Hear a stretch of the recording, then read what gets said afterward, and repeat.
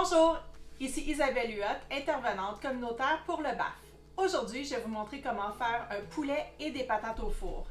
Le poulet qu'on va utiliser, c'est des cuisses de poulet. Et tout d'abord, on va devoir bien les laver. Donc pour les laver, certaines préfèrent utiliser seulement de l'eau ou du gros sel ou du vinaigre ou du citron en frottant.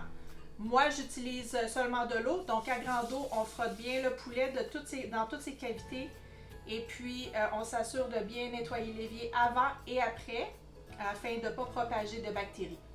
Les ingrédients que nous allons avoir besoin aujourd'hui, ce sont des cuisses de poulet. Vous pourriez aussi faire la recette avec un poulet entier, un peu d'ail, du beurre fondu, ça peut être de la margarine aussi, des pommes de terre, des oignons, une orange, du romarin et du thym, sel et poivre, de l'huile d'olive et de la moutarde forte. Si vous n'avez pas de moutarde forte, vous pouvez très bien utiliser de la moutarde régulière.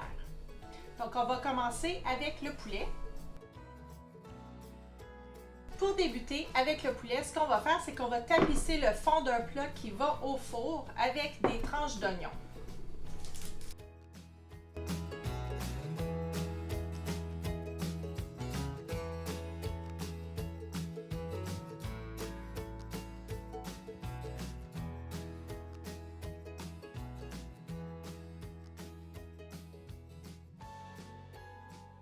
Gênez-vous pas pour garder une bonne épaisseur.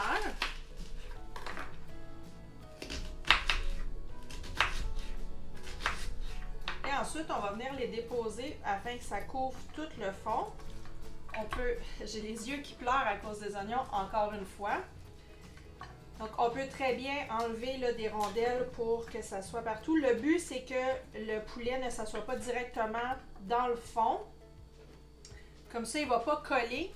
Puis les oignons vont vraiment faire en sorte que votre bouillon, à la fin, le petit peu de bouillon qu'il va y avoir, là, ça ne sera pas collé. Ça va vraiment être, un poulet juteux dans le fond. Il ne sera pas sec.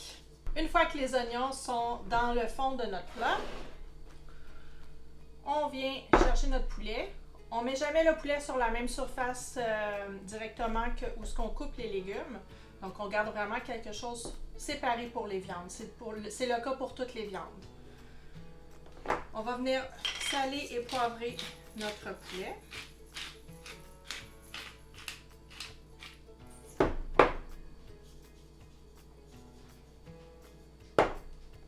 Et on va le déposer dans notre plat.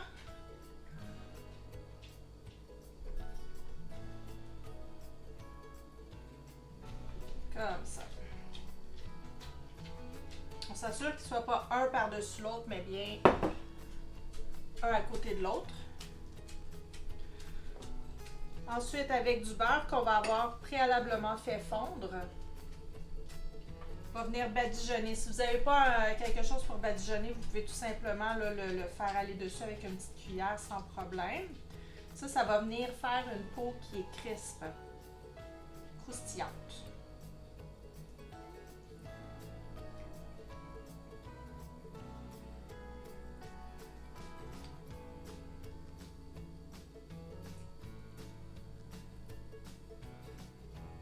On s'assure d'en mettre partout.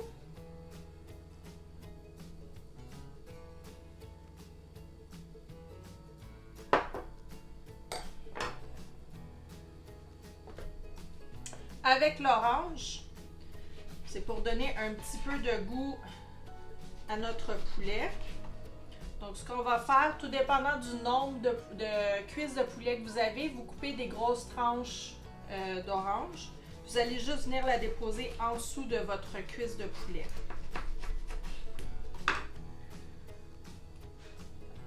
Juste directement en dessous de chacune d'elles. Si vous faisiez un poulet entier, à ce moment-là, vous prendriez l'orange, on coupe les deux bouts, puis on fait juste, ou on peut même la mettre en quartier, puis juste le rentrer à l'intérieur du poulet. Nous allons aussi rajouter un petit peu de branches de thym et de branches de romarin sous le poulet. Donc maintenant, on est prêt à l'enfourner à 400 degrés Fahrenheit.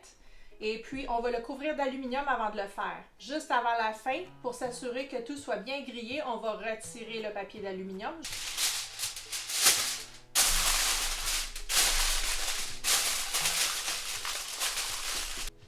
Autour des patates maintenant. On va éplucher nos patates et les couper en gros cubes pour les faire cuire juste un petit peu dans l'eau bouillante. Et puis ensuite, ce qu'on va faire, c'est qu'on va les mettre au four dans un autre plat allant au four.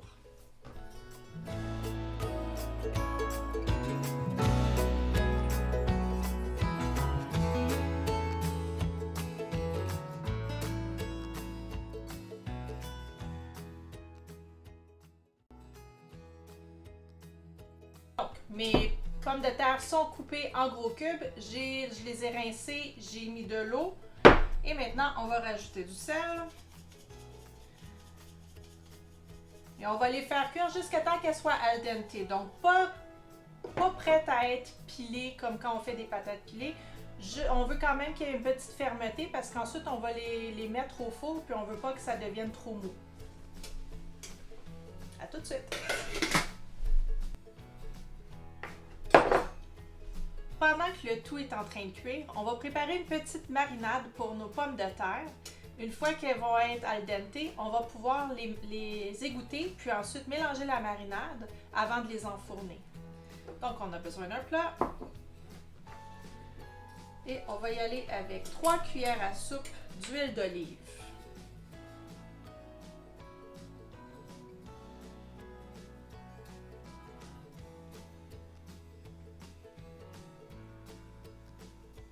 Ça. On y va avec au minimum 2 gousses d'ail. On aime beaucoup l'ail chez nous, donc on en met toujours un petit peu plus. Je les avais préalablement émincés.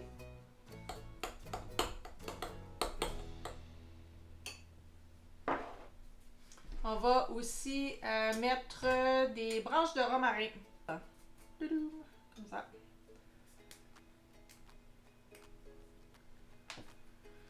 Ensuite, on va mettre de la moutarde. Si vous avez de la moutarde forte, c'est encore mieux. J'en avais pas aujourd'hui, donc je vais prendre de la moutarde régulière. On va juste mettre une cuillerée à table, une cuillère à soupe.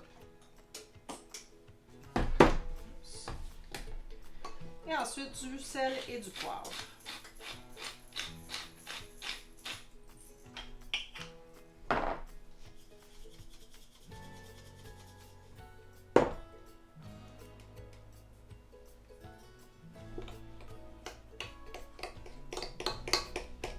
On mélange le tout.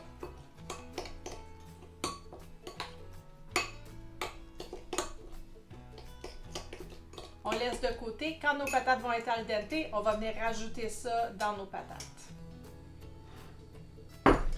Maintenant que les patates sont al dente, on va les transférer directement dans le plat qui va aller au four.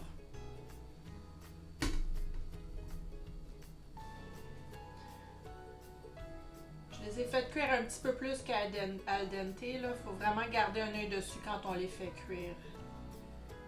Et ensuite, on remélange la vinaigrette. Et on vient en mettre un petit peu partout dessus.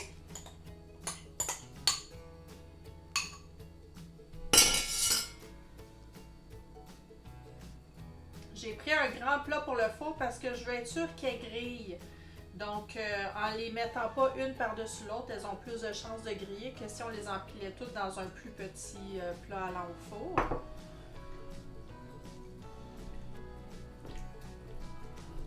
Donc, on fait juste s'assurer qu'il y a de la vinaigrette, de la marinade sur toutes nos patates.